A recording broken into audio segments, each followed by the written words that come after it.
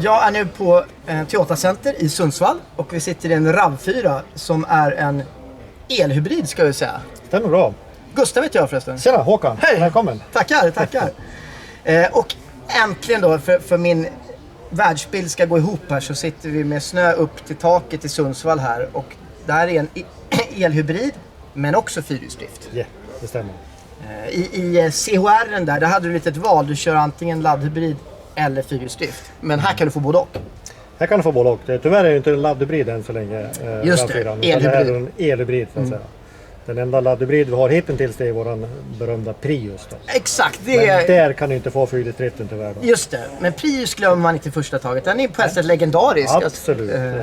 För det 97 kom ju våran första så att säga, hybridbil i Prius då. Ja, det är imponerande. Det har varit med. Vi är ju faktiskt inne på vårt 21 år nu då med hybridtekniken. Och det är bensin kombinerat med elhybrid liksom. Ja, det är inga oklarheter, det är den vägen framåt som gäller. Stämmer bra. Men trots att det inte är en laddhybrid det här, eller plug-in hybrid, så kan den här bilen gå endast på el. Ja, helst då kanske under 40 eller lite lägre hastigheter. Upp till 50-55 km till ungefär kan du köra på elen. Ja, men det är lite som man kallar för ekokörning som man kan bedriva bilen fram på elen. Du kan tvinga bilen också via en knapptryckning. Exakt, det tycker jag är intressant. Så länge det batterisystemet är laddat då, så kan du tvinga bilen att köra på elen. Så vi skulle kunna säga under en 5-årsperiod så kan den här bara gå på el om du bor inne i Stockholms innerstad. Ja, inte riktigt alltså, men vi brukar säga du vet inte köra där. Vi använder och hastigheter. Men vi brukar säga att vi använder ungefär, eller bilen går på 50% av din tid du äger bilen så kör du på el. Men 99% av den tiden är under 50 i Stockholms innerstad tyvärr. Ja, så kan det vara. Ja, upp till 55. Sen är det tekniskt sett köra bilen på 110 motorväg så kan du nyttja elen även där. Så alltså, om du inte har motorslut och förspack hela vägen. Så. Nej, men för jag tycker det är en jättefördel i bara manövrera garage, in i ditt egna garage.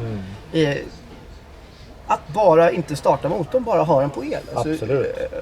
Och jag såg batteriet där fram. Nej, jag såg motorn per hjulaxel. Du har en motor där och en motor bak. Ja, stämmer. Men ingen kardan-axel då egentligen? Nej. Det är lite skillnad då fyrhjulsdriften på denna bil som är hybrid jämfört med bensin RAV4.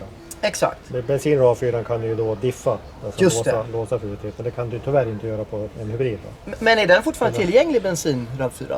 Kan du köpa den? Ja, det kan. Ja, det visste jag inte. Bensin RAV4. Okay. Så att bensinen finns fortfarande kvar. Däremot alla dieslar har vi då så att säga då lämnat bakom oss då, på våra personbilar då. Och om du bara jämför förbrukningen mot bensinversionen av RAV4 och den här, om du ska köra 100 mil på farthållaren. Ja, alltså tittar du bensinförbrukningen på den här så ligger det 0,5-0,55 då blandad körning på hybriden. Och då blandad, så landsväg har vi ännu lägre? Ja, då är det 0,4 eller någonting? Ja, strax under 0,5. Ja, men det är ändå fantastiskt i min... Det är riktigt bra. Det är riktigt bra. Och vad landar bensinen på? Är det 0,8? Bensinen så är det 0,8. Ja, men det är det dubbla. Ja, det är ju fantastiskt. Och du har ändå pengar att tjäna.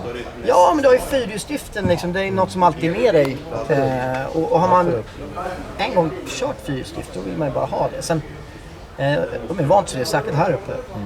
Sen är det väl också kanske en prisfråga. Det här är väl omkring 100 000 mer än en CHR. Ja, inte riktigt då så att säga, men åtminstone 80 till ungefär så får du lägga på en RAV4 med hybrid och fyrhjulsdrift. Men det är en helt annan bil då? Ja, det är en helt annan bil. Det är betydligt mer komfort att åka i en RAV4 jämfört med CHR som är lite mindre. Och du ska få förmånen att åka med en RAV4 iväg till en annan handlare. Och till och med kanske komma över 50 km per timme som vi hade gjort i Stockholm. Det ska bli en ny upplevelse. Ja, det finns ju lite om man inte är så väldigt kräsen på motorstyrka så är det i alla fall 200 hästar då, i den här bilen. Men det är inte dåligt. Så det är väl helt okej för Toyotas mått mätt så att säga. Ja. Och då har den även en elrespons. Så här, håller du gasen eller gör du kickdown, då borde du känna att elmotorn svarar. Absolut. För det är en fantastisk upplevelse. Har du inte upplevt det? För att den här, en RAV4, bensin RAV4 kanske inte är just känd för sin gasrespons. Nej. Men har du 2 elmotorer då, eller generatorer, du kommer garanterat märka det. Absolut, det märker du direkt. Det är nästan så att jag vill köra den. Vad trevligt. Ja, men stort tack för idag. Ja, men tack så mycket. Hej.